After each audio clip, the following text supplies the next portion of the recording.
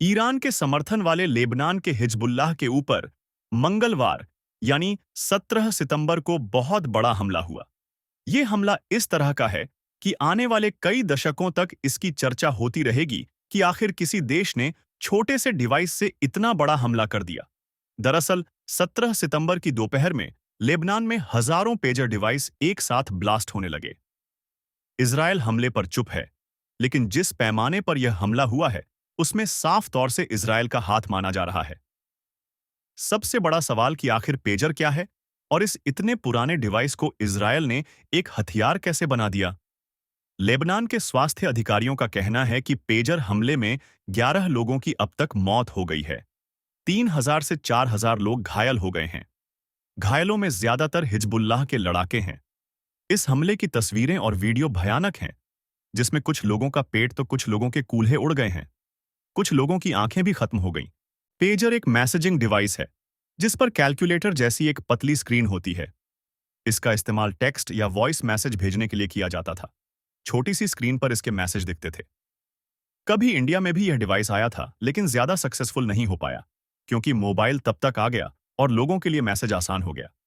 लेकिन लेबनान में आज भी इसका इस्तेमाल होता है और खास तौर पर हिजबुल्लाह के लड़ाके इसे इस्तेमाल करते हैं। पेजर के पीछे एक हुक जैसी चीज होती है, जिससे इसे फंसाया जा सके। कुछ लोग इसे जेब में रखते हैं, कुछ लोग इसे बेल्ट में और कुछ लोग इसे पीछे की जेब में रखते हैं। हिजबुल्लाह इसका इस्तेमाल इसलिए करता है क्योंकि उसे डर है कि इजरायल स्मार्टफोन या फिर वायरलेस सिस्टम को ट्रैक कर सकता है। पेजर बहुत पुरानी टेक्नोलॉजी है, ऐसे में इसे हैक कर पाना संभव नहीं होगा। पेजर का इस्तेमाल आज के समय न के बराबर होता है, लेकिन हिजबुल्लाह बड़े पैमाने पर इसका इस्तेमाल कर रहा है। इसे देखते हुए इजरायल ने महीनों पहले एक प्लान बनाया।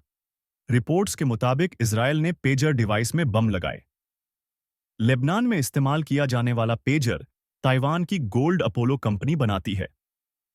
इजरायल की खुफिया एजेंसी पैसा खिलाकर या किसी और तरीके से, लेकिन ताइवान की इस कंपनी के पेजर में प्रोडक्शन के दौरान ही छोटे विस्फोटक लगवाने में कामयाब रहा।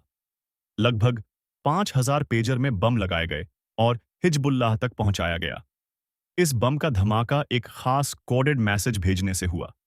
पेजर की बैटरी के जरिए बम एक्टिवेट हुआ और फट गया, लेकिन फटने से पहले यह कई सेकंड के लिए आवाज करने लगा।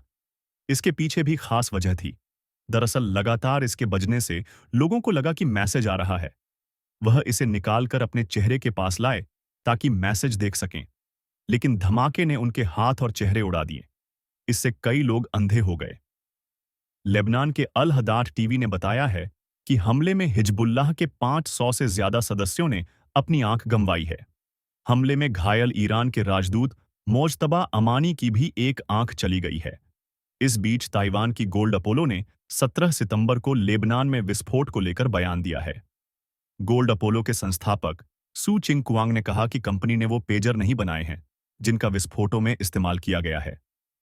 धमाके के कई वीडियो आए हैं, जिसमें लोग मार्केट में थे, कोई गाड़ी चला रहा था, कोई चाय पी रहा था, लेकिन तभी विस्फोट से हर कोई हिल गया।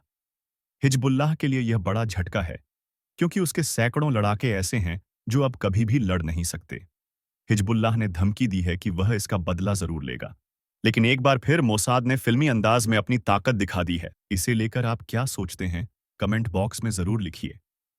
देश दुनिया की खबरों से जुड़े रहने के लिए वर्ल्ड नाउ सब्सक्राइब कीजिए।